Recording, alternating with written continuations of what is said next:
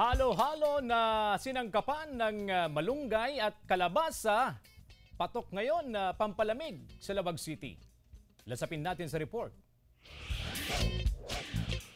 Kakaiba ang pangunahing sangkap ng halo-halo na ito sa Lawag City, Ilocos Norte. Ang mga gulay na karaniwang matatagpuan sa sikat na Ilocano dish na dinengdeng, pwede palang gawing panghimagas. Perfect daw ito sa mga health conscious na naghahanap ng pampalamig ngayong tag-init. Nadiskubre raw ito ng gurong si Jem nang makakita ng tanim na malunggay sa kanilang bakuran. Simple lang daw ang paggawa. Ilagay sa blender ang pinakuloang malunggay at condensed milk upang madurog. Paghaluin ng all-purpose cream, honey, vanilla, grated cheese at nadurog na malunggay para sa creamy base. Saka idadagdag ang pinakuloang kalabasa at taro sa mixture bago ilagay sa freezer. Pagkatapos ng 2 oras, pwede na itong haluan ng iba pang sangkap at toppings.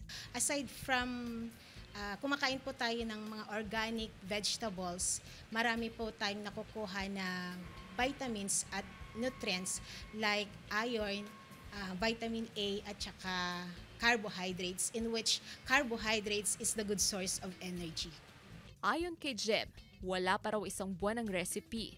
Ngunit marami na raw ang nahihikayat sa kakaibang twist nito. Kabilang na ang kanyang mga estudyante.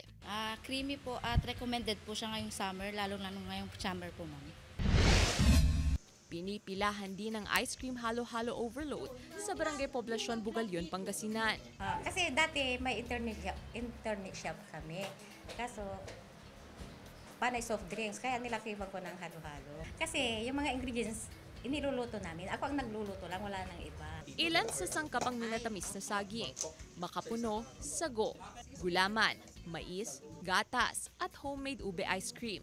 Paghalu-haluin lang sa baso ang mga sangkap, lagyan ng gatas at muling lalagyan ng ube ice cream.